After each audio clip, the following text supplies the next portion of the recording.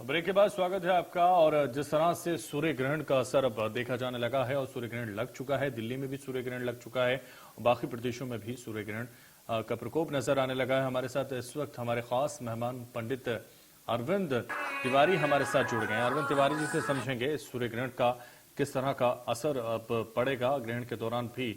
जिस तरह से मंदिरों के कपाट बंद कर दिए गए हैं और सुबह से ही मंदिरों के कपाट बंद हैं और ये बताया जा रहा है। अरविंद जी, सबसे पहले स्वागत है आपका और सीधे आपके पास आऊंगा और आपसे समझेंगे, क्योंकि भारत में सबसे पहले अमृतसर में सूर्य ग्रहण दिखाई दिया है और जिस तरह से लगातार ये देखा जा रहा है कि 1300 साल बाद ये संयोग बना, ये दुर्लभ संयोग बताया जा रहा है। क्या ऐसा है जो इस के दौरान करना चाहिए, क्या ऐसा है जो नहीं करना चाहिए, क्या शुभ है क्या अशुभ है, हमारे दर्शकों को बताइए। हेलो अरविंद जी, आपको मेरी आवाज मिल पा रही है? हाँ जी, आपकी आवाज मिल पा रही है। आपकी आवाज भी पूरा देश सुन रहा है सर, बताइए। इंडिया न्यूज के सभी दर्शकों को दीपावली के पर्व की बहुत बहुत शुभकामनाएं। और जो आपका प्रश्न था कि 1300 साल के बाद ये स्थिति बनी है, देखिए 1300 साल के बाद ये स्थिति इस प्रकार से निर्मित हो पा रही है कि सभी ग्रह जो खासतौर से बड़े ग्रह हैं, जिनमें हम शनि की बात करते हैं, शनि इस समय मकर राशि में अपनी स्वयं की राशि में भ्रमणरत है। दूसरा ग्रह देवगुरु बृहस्पति, वह भी अपनी स्वयं की राशि यानी मीन राशि में है। हालांकि वो वक्री गति से भ्रमण कर रहा है, लेकिन वह भी अपनी स्वयं की राशि में है। तीसरा, जिसको दैत्यों का गुरु कहा जाता है और आजकल वैभव विलासिता के लिए जिस ग्रह को मजबूत बनाना बेहद आवश्यक है, यानी शुक्र, वह भी अपनी स्वयं की राशि यानी तुला राशि में भ्रमणरत है। बुद्धि का कारक ग्रह, वाणी का कारक ग्रह यानी बुध, वह भी अपनी स्वयं की राशि यानी कन्या राशि में गोचररत है। तो आप देखिए कि 4 बड़े ग्रह जो कि 1300 साल के बाद अपनी स्वयं की राशि में आए और उस समय सूर्य ग्रहण पड़ रहा है, तो ये अपने आप में बहुत बड़ी खगोलीय घटना है। और इस खगोलीय घटना का असर आपको आने वाले वर्ष में दिखाई देगा। मैं हमारे दर्शकों को बताना चाहूंगा कि भारतवर्ष जो कि 15 अगस्त 1947 को आजाद हुआ, मध्यरात्रि को, वृषभ लग्न और कर्क राशि में। और आप देखेंगे कि कर्क राशि से शनि का गोचर यानी अष्टम भाव में शनि का गोचर 17 जनवरी 2023 को कुंभ राशि में शनि महाराज प्रवेश करने जा रहे हैं, यानी भारतवर्ष की राशि से अष्टम भाव में। और आप देखिए कि एक ही पखवाड़े के बीच में 2 ग्रहण का पड़ना, यानी आज ग्रहण हो रहा है, आज से ठीक 15 दिन बाद यानी देव दीपावली यानी देव उठनी एकादशी को ये ग्रहण पड़ रहा है। और इस ग्रहण की जो मायने आने वाले दिनों में आने वाले हैं, वो कहीं ना कहीं हमारे देश की अर्थव्यवस्था और देश के जो धार्मिक ताने बाने हमें के ऊपर कहीं ना कहीं पड़ने जा रहा है। तो ये ग्रहण अपने आप में बड़ा महत्वपूर्ण ग्रहण है। बिल्कुल, तो ये ग्रहण बेहद महत्वपूर्ण है और जिस तरह से आप बता रहे हैं कि लंबे वक्त बाद, लंबे समय बाद, लंबे वर्ष बाद ये ग्रहण हो रहा है, क्या इससे पहले का जो दिवाली होती थी, कभी उस वक्त ग्रहण पड़ता था? कभी आपने सुना है, कभी आपने देखा है, कभी और अगर पड़ता था या पड़ता है या पड़ रहा है तो इसको किस तरह से आप देखते हैं, किस तरह से लोगों को सलाह देना चाहेंगे, क्या करना चाहिए और क्या करने से बचना चाहिए हमें? देखिए, बिल्कुल आज से 27 वर्ष पहले भी दीपावली के दिन ये ग्रहण पड़ा था, इसी प्रकार का ग्रहण था। हालांकि उस समय ये ग्रह अपनी स्वयं की राशियों में नहीं थे। ये दुर्लभ संयोग तो 1300 साल बाद बना, जिसमें विभिन्न ग्रह अपनी स्वयं की राशियों में बैठे हुए हैं। 27 साल पहले पड़ा तो आपने देखा कि हमारे देश की अर्थव्यवस्था कहीं ना कहीं बेहद कमजोर सी थी। आर्थिक रूप से हम उतने संपन्न नहीं थे जितने की आज हैं। आज के दौर में भारत की जो इकोनॉमी है, 5वीं बड़ी इकोनॉमी के स्वरूप में हमारे सम्मुख है। और आज से ठीक 10 साल के बाद भी दीपावली के अवसर पर ग्रहण पड़ने वाला है। यानी हम आप 2032 की जो दीपावली होगी, उस दिन भी दीपावली के अगले दिन सूर्य ग्रहण होगा। देखिए, ये खगोलीय घटनाएं हैं जो होती हैं, चूंकि ग्रहों की चाल के आधार पर निर्धारित होती हैं।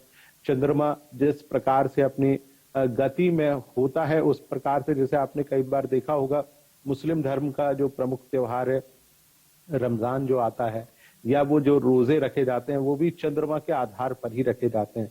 चंद्रमा जिस हिसाब से आगे बढ़ता है उस हिसाब से जो उनका त्योहार है वो आगे बढ़ता है, क्योंकि सारा कुछ चंद्र कैलेंडर के ऊपर निर्धारित होता है। ठीक हिंदू धर्म, हिंदू संस्कृति में और जितनी भी खगोलीय चीजें निर्धारित हैं उसमें सूर्य और चंद्रमा दोनों की चाल पर ये सारा कुछ निर्धारित होता है। तो आप देखेंगे कि आने वाले 10 सालों के बाद ये ग्रहण पड़ेगा, उस समय की जो ग्रह स्थितियां होंगी वो बिल्कुल अलग होंगी। जैसे कि आज बृहस्पति इस समय मीन राशि में है, तो उस समय मीन में नहीं होगा, क्योंकि ये ग्रह 13 महीने तक एक राशि में होता है, तो निसंदेह कहीं ना कहीं मकर राशि में होगा। शनि चूंकि 29.5 साल में वापस मकर राशि में लौटता है, तो आज से 10 साल बाद शनि की जो स्थिति होगी वो वृषभ या मिथुन राशि में रहेगा। तो बड़े ग्रहों की स्थितियां कुछ इस प्रकार से रहेंगी। शुक्र और बुध 45 दिनों में अपनी राशि का परिवर्तन करते हैं, क्योंकि 10 साल बाद जब पड़ेगा तब सूर्य के साथ कहीं ना कहीं शुक्र होगा और बुध सूर्य से एक घर पीछे यानी कन्या राशि में ही रहेगा। तो इस प्रकार ग्रहों की स्थितियां 2032 में भी यही इस प्रकार से रहने वाली है। परंतु इस सूर्य ग्रहण का जो प्रभाव पड़ने जा रहा है, दो ग्रहणों का जो प्रभाव है 15 दिन के पखवाड़े में, उसका प्रभाव ये होगा देश की राजनीति, वैदेशिक जो परिस्थितियां हैं उन पर भी बड़ा असर पड़ेगा। खासतौर से यदि हम यूक्रेन और रशिया की युद्ध की बात कर लें, तो आप देखिए इस ग्रहण के आने से पहले से ही रशिया और यूक्रेन में एक बार फिर से तेजी से लड़ाई शुरू हो गई। पुतिन साहब जो राशि है वो वृषभ लग्न, उन्हीं की राशि में यह ग्रहण पड़ रहा है, तो कहीं ना कहीं ग्रहण का शुभ प्रभाव भी पड़ेगा और उसके चलते मुझे लगता है कि यूक्रेन और रशिया के बीच में बहुत तेजी से युद्ध होगा और उसका परिणाम ये होगा कि यूरोप में आर्थिक संकट और भी गहरा जाएगा। तो ये ग्रहण और ग्रहों का परिणाम है। हालांकि हमारे आज के दौर में इस ज्योतिष की इस विधा पर बहुत ज्यादा विश्लेषण और गहन शोध नहीं होता, लेकिन हम जैसे कुछ लोग हैं जो कि लगातार इनका अध्ययन और शोध करते रहते हैं और भविष्य में बतलाते रहते हैं कि आने वाले दिनों में क्या परिस्थिति किस प्रकार से होगी। तो ये ग्रहण अपने आप में बेहद महत्वपूर्ण ग्रहण है। उज्जैन के महाकाल मंदिर पर ग्रहण का कोई असर नहीं है, बाबा के दर्शन किए जा सकते हैं, ऐसा कहा जा रहा है। दर्शनार्थियों के लिए पूरी तरह से खुलेआम वहां दर्शन कराए जा रहे हैं। बाकी जगहों पर इसका असर है, वहां क्यों नहीं है? देखिए, बात आती है महाकाल के मंदिर की। महाकाल के बारे में कहा जाता है, महाकाल यानी काल का मतलब इंग्लिश में टाइम जोन को कहा जाता है, और महाकाल माने ऐसी जगह जहां समय की कोई सीमा नहीं होती। महाकाल हम जब बात करते हैं महाकाल के मंत्र की बात करते हैं, महामृत्युंजय मंत्र की बात करते हैं, तो वो केवल और केवल महाकाल से जुड़ा हुआ है और महाकाल का एकमात्र मंदिर है। और इसके अलावा मैं आपको बताऊंगा, हरियाणा में यमुनानगर में सूरज कुंड एक जगह है, वहां पर भी सूर्य का जो मंदिर है वो भी खुला हुआ है। ऐसा कहा जाता है कि ग्रहण काल में आप महाकाल के जब आप दर्शन करते हैं तो ग्रहण का जो अशुभ असर है वह आप पर किसी भी प्रकार से नहीं रहता। महाकाल 12 महीने 24 घंटे दर्शन देते हैं। शीतकाल में उनके दर्शन का समय थोड़ा सा परिवर्तित हो जाता है, परंतु महाकाल का मंदिर केवल 12 ज्योतिर्लिंगों में एकमात्र मंदिर है जो कि दक्षिण मुखी मंदिर है, यानी जिसकी जो जलेरी है उसकी दिशा दक्षिण मुखी है। अर्थात वहां पर किसी भी प्रकार से पूजा पाठ या आपके दर्शन करने मात्र से आपको मोक्ष की प्राप्ति होती है। जीवन में किए गए जो आप लक्ष्य को पाना चाहते हैं उस लक्ष्य तक आप पहुंच पाते हैं। इस प्रकार से आप अपने जीवन को आगे बढ़ा सकते हैं। तो आप दर्शन करें, बाबा महाकाल के दर्शन करें। आप यदि उज्जैन महाकाल नहीं जा पा रहे हैं तो उनके मंत्र का जाप करें, क्योंकि ग्रहण काल में आप जितनी बार मंत्र जाप करेंगे, मंत्रों यानी ईश्वर की मंत्र, ईश्वर से जुड़ी हुई जो पूजा पुस्तकें हैं उनका पाठ करेंगे, तो कहा जाता है 1000 गुना उसका फल प्राप्त होता है। उदाहरण के तौर पर आपको यदि कोई भी मंत्र नहीं आता तो आप केवल ओम शब्द का उच्चारण करेंगे जो कि ब्रह्मनाद से निकला हुआ है। हर मंत्र ओम से ही प्रारंभ होता है और उसकी संपूर्णता भी ओम पर ही जाकर समाप्त होती है। तो आप केवल ओम शब्द का उच्चारण करेंगे, उससे भी आपके ऊपर पड़ने वाले अशुभ प्रभाव हैं उससे आपको मुक्ति अवश्य प्राप्त होगी। बिल्कुल, तो ओम का जाप करने से ही आपको फायदा हो जाएगा। लेकिन हाँ, आप बार बार हम जब जिक्र कर रहे हैं सूर्य ग्रहण का, तो आप कह रहे हैं कि ये खगोलीय घटनाएं हैं, तो खगोलीय घटनाओं का आम व्यक्तियों के जीवन पर क्या कोई असर पड़ता है?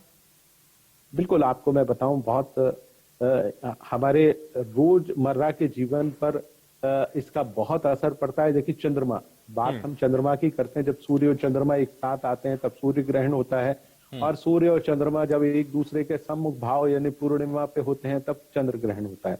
जी। आप हर महीने की पूर्णिमा को आप देखिए, बहुत सारे मनोवैज्ञानिकों ने इस बात का जोर और निष्कर्ष निकाला है कि चंद्रमा जब पूर्णमासी का होता है तब मनुष्य के व्यवहार में परिवर्तन आ जाता है। इसका सबसे बड़ा कारण यह है कि हमारे शरीर में जो सब पंच तत्व पाए जाते हैं उसमें अधिकांश तत्व जल तत्व के रूप में है, और चंद्रमा मन का कारक है, मन पर सबसे ज्यादा प्रभाव डालता है। आप देखेंगे इस खगोलीय घटना का सबसे बड़ा असर आपको समुद्र के ज्वार भाटे के रूप में दिखाई देगा। हमारे देश में या विदेशों में जो भूकंप आता है, अमूमन आप देखेंगे पूर्णिमा या अमावस्या की कुछ ऐसी तिथियां जब ग्रह स्थितियां बनती हैं तब ये भूकंप अमूमन आता है। हम लोग भी लगातार अखबारों में या आपके लोकप्रिय चैनल के माध्यम से बताते रहते हैं कि भाई आने वाले दिनों में भूकंप आने वाला है, बारिश होगी, या आपके यहाँ हिमस्खलन या भूस्खलन जैसी स्थितियां निर्मित हो सकती हैं। तो ये सब ग्रहों का प्रभाव है। देखिए, निसंदेह वैज्ञानिक रूप से यदि विश्लेषण किया जाए तो ज्यादा सटीकता से आज के आम जनता को बताया जा सकता है। देखिए, चंद्रमा रोज राशि पर हर 2.5 दिनों में राशि परिवर्तन करता है। इस समय तुला राशि में चल रहा है, कल वो वृश्चिक राशि में प्रवेश करेगा। तो वैसे ही प्रतिपदा आज तो रूप से परेशानी महसूस कर रहे हैं, या विभिन्न राशि के स्वामी यानी वृश्चिक राशि वाले परेशान है, कल आप देखेंगे कि उनके जीवन में मन उल्लास से भरा रहेगा, मन प्रसन्न रहेगा। तो इन ग्रहों का हमारे दैनिक जीवन पर बहुत असर होता है। बिल्कुल, इन ग्रहों का हमारे दैनिक जीवन पर असर होता है और इसीलिए लगातार हम इस पर बात कर रहे हैं। और सूर्य ग्रहण में तुलसी के पत्तों का क्या कनेक्शन है, वो भी हम आपसे समझना चाहेंगे। देखिए, तुलसी के पत्र का अपने आप में बड़ा महत्व होता है। वैज्ञानिकों ने खासतौर से आयुर्वेद में तुलसी के महत्व की बहुत स्पष्ट रूप से जानकारी दी गई है कि यदि किसी भी व्यक्ति को रोग हो जाए, बीमारी आ जाए, तो आप तुलसी का काढ़ा यानी तुलसी के पत्तों को उबाल कर आप पिला दीजिए। उसके शरीर में जो भी जीवाणु या रोगाणु है उनसे आपको मुक्ति मिलेगी। कोरोना काल के दौरान तुलसी के पत्तों का बहुत महत्व हुआ। तो तुलसी के पत्तों में एक ऐसा एंटीबायोटिक गुण पाया जाता है जो कि अमूमन किसी और पत्र में नहीं पाया जाता। उसमें आयरन की मात्रा भी कई गुना ज्यादा पाई जाती है। तो आप देखिए कि तुलसी के पत्र को यदि आप कोई भी उसका अनुभव कर सकता है कि यदि ऐसा जल जो कि पूर्ण, क्या पंडित जी ऐसा भी लगता है कि तुलसी के जो पत्र हैं ना सिर्फ उनमें बहुत सारे अणु पाए जाते हों, बहुत सारी चीजें पाई जाती हों, बल्कि उससे बहुत ज्यादा सकारात्मक भी रहता है, क्योंकि तुलसी का पेड़ अगर कहीं होता है तो पॉजिटिविटी और पूरी तरह से फैलता है, और ऐसे में कहीं ना कहीं पूरी तरह से पॉजिटिविटी उससे प्राप्त होती है, जो वाइब्रेशन होती है वो पॉजिटिव होती है। बिल्कुल, आपने सही कहा। मैं उसी बात पर आ रहा था कि तुलसी का पौधा यदि आपके घर में कोई वास्तु दोष हो, आप वहां लगा दें तो आपके घर में वास्तु संबंधी समस्या दूर होती है। तुलसी के पत्र के नीचे, तुलसी के पेड़ के नीचे यदि आप दीपक लगा देते हैं तो आपके घर में नकारात्मक ऊर्जा यानी तमस के ऊपर, अंधकार के ऊपर आप एक प्रकार से विजय प्राप्त कर लेते हैं। तुलसी के पत्र यानी तुलसी के पत्र को किसी भी खाद्य सामग्री में डाला जाए तो उसमें जितने भी विषाणु या जीवाणु होते हैं वो सारे नष्ट हो जाते हैं। तुलसी के पत्र को यदि आप पानी में डाल देते हैं तो वो पानी पूरी तरह से शुद्ध हो जाता है। तो तुलसी का अपने आप में बहुत विशद महत्व है, हमारे जीवन में बहुत महत्व है। तुलसी का पेड़ जिस घर के आसपास होता है वहां पर आप देखिए, तुलसी के भी कई प्रकार होते हैं, रामा तुलसी, श्यामा तुलसी, या एक जंगली तुलसी भी पाई जाती है। यदि जंगलों में जो ग्रामीण क्षेत्र होते हैं वो अपने घरों के बाहर उस प्रकार के तुलसी को लगा देते हैं तो विषैले जो जानवर होते हैं उस स्थान पर प्रवेश भी नहीं करते हैं। तो आप देखिए कि तुलसी अपने आप में हमारे जीवन में बहुत महत्वपूर्ण है और बहुत आसानी से लग होती है, यानी उसके ऊपर जो छोटे से बीज लगते हैं वो सारे देवी देवताओं को बेहद पसंद है। और आप देखेंगे खासतौर से गणेश जी और लक्ष्मी जी को छोड़ दीजिए तो सारे देवी देवताओं को तुलसी का पत्र चढ़ाया जाता है। ईश्वर जिस चीज से प्रसन्न होता है, जिसमें इतने गुणकारी हैं, जो कि ईश्वर के सदृश है। यदि आप ग्रहण काल के दौरान खाद्य पदार्थ, भोज्य पदार्थ या आपका जल इत्यादि है, उसमें आप तुलसी का पत्र डाल देते हैं, तो सारी नकारात्मक शक्तियां, नकारात्मक ऊर्जा समाप्त हो जाती है। बिल्कुल, तो सारी नकारात्मक ऊर्जा को समाप्त करने के लिए तुलसी का पत्ता अपने आप में बेहद महत्वपूर्ण है। और चूंकि सूर्य ग्रहण का हम बार बार जिक्र कर रहे हैं, तो ऐसे में जो गर्भवती महिलाएं होती हैं उनके लिए कहा जाता है कि सूर्य ग्रहण के वक्त वो कहीं ना कहीं पूरी तरह से उससे बचें, पूरी तरह से उससे दूरी बनाएं। क्यों कहा जाता है?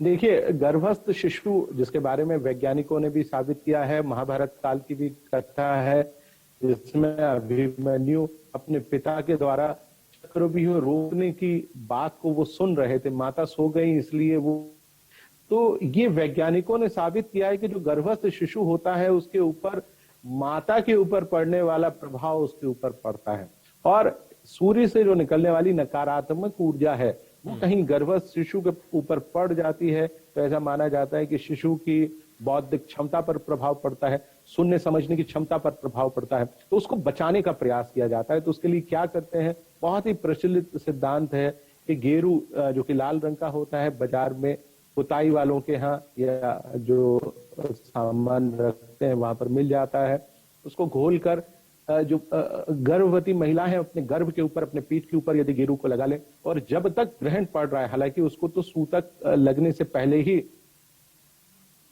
उनको लगा लेना चाहिए था, परंतु जो अभी तक नहीं कर पाए हैं, कोशिश तो उनको भी अरविंद जी खास ख्याल रखना चाहिए। एक और सवाल है मेरा, तुला राशि के जातकों के लिए क्या ज्यादा भारी हो सकता है सूर्य ग्रहण? बिल्कुल, चूंकि ये ग्रहण तुला राशि में पड़ रहा है और तुला राशि में देखिए केतु पहले से ही विराजमान है, जो कि लगातार तुला राशि वाले जातकों को परेशान कर रहा है। और आप देखिए तुला राशि में सूर्य, चंद्रमा और शुक्र तीनों एक साथ हैं। राशि स्वामी के बैठने के बावजूद भी तुला राशि को राहत नहीं मिल पा रही है, तो तुला राशि में ही ये ग्रहण पड़ रहा है, तो उनके लिए सबसे ज्यादा कमजोर स्थिति है। तुला राशि वाले जातकों को मेरी सलाह है कि वो कोई भी ऐसा कार्य आने वाले 1 महीनों में ना करें। वाहन चलाएं, सावधानी से चलाएं, सीट बेल्ट या हेलमेट पहनकर चलाएं, क्योंकि वाहन दुर्घटना के सबसे ज्यादा योग हैं। यदि आपकी आयु 50 वर्ष के आसपास हो गई तो आप अपना चेकअप जरूर कराइएगा, आपको हृदय से जुड़ी हुई कोई परेशानी निर्मित ना हो।